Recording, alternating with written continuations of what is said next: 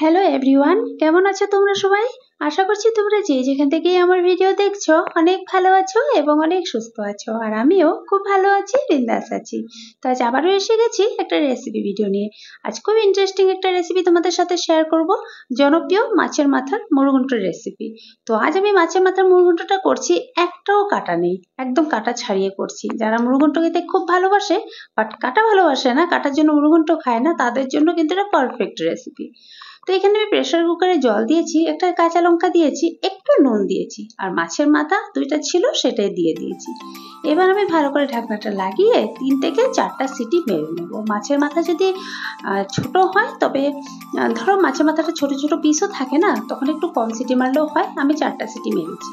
তারপর যখন হয়ে গেছে, তারপর ঢাকনাটা খুলে মাছের মাথাটা আমি বের করে নিয়েছি একটু ঠান্ডা হওয়ার জন্য। একটু ঠান্ডা হওয়ার পর একটা থালাতে নিয়ে নিব, নিয়ে কাঁটাগুলো আলাদা করে নেব, আর নরম যে অংশটা থাকে সেটা আলাদা করে নেব। আমিও আগে অবশ্য ভাবছিলাম যে এত বড় মাছের মাথাটা কাটা, এতগুলো কাটা হবে, কাটাগুলো কিভাবে আলাদা করব। বাট যখন এটাকে সেদ্ধ করা হয়, কাটাগুলো কিন্তু অবশ্যই খুলে যায়।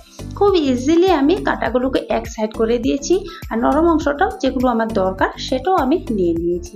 তোমরা যদি চাও মাছের মাথার বড় বড় যে কাটাগুলো থাকে সেটাও কিন্তু রান্নাতে অ্যাড করতে পারো, মাছের কানটাও অ্যাড করতে পারো। বাট আমি কিন্তু এসব খাই না, কানটা তো খাই না, আর মাছের কাঁটাটা যেহেতু কাটা ছাড়িয়ে করব তো কাটা দেবো কেন, তার জন্য আলাদা করে রেখেছি, আর কাটাগুলো ফেলে দেবো। এবার কড়াইতে তেল গরম হয়ে গেছে, একটা শুকনো লঙ্কা আর তেজপাতা দিয়ে দিলাম, আর ছোট ছোট করে আলু কেটে আলুটা আমি এবার ভেজে নেব। লাল লাল করে আলুটা ভেজে আলুটা তুলে নিয়েছি।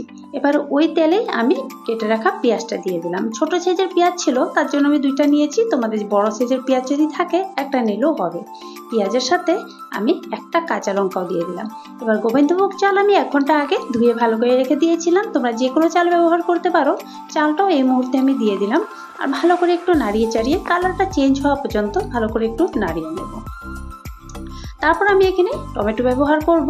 তো আমার কাছে বেবি টমেটো ছিল, আমি তাই বেবি টমেটো দিয়েছি। তোমাদের কাছে যে বড় টমেটোটা থাকে সেটাও দিতে পারো, আর যদি টমেটো না থাকে না দিলেও হবে, বা টমেটো পিউরি যেটা থাকে কিনতে পাওয়া যায় প্যাকেটে, সেটা দিলেও হবে।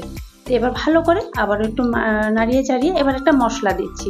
মশলাটার মধ্যে আমি একসাথে পেস্ট করেছি। এখানে নিয়েছি জিরা, আর ধনে নিয়েছি, আদা নিয়েছি, রসুন, পেঁয়াজ, আর 2-3টার মতন শুকনো লঙ্কা দিয়ে ভালো করে পেস্ট করে, একদম ফাইন পেস্ট করে এবার মশলাটা এখানে দিয়ে দিলাম। একটু নাড়িয়ে চাড়িয়ে এবার আমি স্বাদ অনুযায়ী নুন দিয়ে দেবো, পরিমাণ মতন হলুদের গুঁড়ো দিয়ে দেবো, আর দিয়ে দেবো কাশ্মীরি রেড চিলি পাউডার, শুধুমাত্র কালারের জন্য। তোমরা চাইলে স্কিপ করতে পারো। আর সবজি মশলা পাউডার ছিল তাই আমি দিচ্ছি, না দিলেও কোনো বড় ব্যাপার না। যেহেতু আমার গরম মশলার ফ্লেভারটা ভালো লাগে না, তার জন্য আমি সবজি মশলা পাউডারটা দিয়েছি। এই লং, এলাচ, দারচিনি তোমরা যদি ব্যবহার করো, সবজি মশলাটা না দিলেও হবে। আর এবার ভেজে রাখা আলুটা যে তুলে রেখেছিলাম সেটাও দিয়ে দিলাম, আর যে মাছের মাথাটা সেদ্ধ করে রেখেছিলাম সেটাও দিয়ে দিলাম। এবার ভালো করে সমস্ত জিনিসকে 3 থেকে 4 মিনিট ভালো করে এগুলোকে কষিয়ে নিতে হবে। নাড়িয়ে নাড়িয়ে নাড়িয়ে নাড়িয়ে গ্যাসের ফ্লেমটা হাই করে ভালো করে কষিয়ে নিতে হবে। 3 থেকে 4 মিনিট পর ভালো করে আমার কষানো হয়ে গেছে। তো এবার যে মাছের মাথাটা আমি সেদ্ধ করেছিলাম সেখান থেকে অল্প পরিমাণে জল আমি তুলে রেখেছিলাম, সেই জলটাই আমি এখন এই রান্নাতে ঢেলে দিলাম। তোমরা চাইলে প্লেন জলও দিতে পারো, আর মাছের মাথা সেদ্ধ করা জলটাও দিতে পারো। এবার আমি ঢেকে রেখে দেবো 3 থেকে 4 মিনিট। এবার 3 থেকে 4 মিনিট পর আমি তোমাদেরকে দেখাচ্ছি। গন্ধটা যা দারুণ হয়েছিল, মানে সেটার বলে বোঝার মতো না, খেতেও দারুণ হয়েছিল। আর 1 চামচ ঘি দিয়ে দেবে, যেহেতু আমার হাজব্যান্ড ঘি পছন্দ করে না, তার জন্য আমি ঘিটা দিলাম না। আর গরম মশলাটা আমার ভালো লাগে না, মানে এক একজনের এক এক রকম চাহিদা, কি বলবো। আর যাই হোক, তোমরা যদি গরম মশলা, ঘি এসব সবকিছুই পছন্দ করো, সবকিছু দিয়ে দিও। মানে মাছের মাথার মুড়ঘণ্ট, বাট কাটা একটাও পাবে না। একবার ট্রাই করে দেখবে, খেতে কিন্তু দারুণ লাগে। আর ভিডিওটা ভালো লাগলে একটা লাইক করে দিও, আর রেসিপিটা কেমন লাগলো কমেন্ট বক্সে কিন্তু অবশ্যই জানাবে। আবারও দেখা হচ্ছে পরের কোনো ভিডিওতে। সবাই ভালো থেকো, সবাই সুস্থ থেকো। Tata, bye bye, and take care.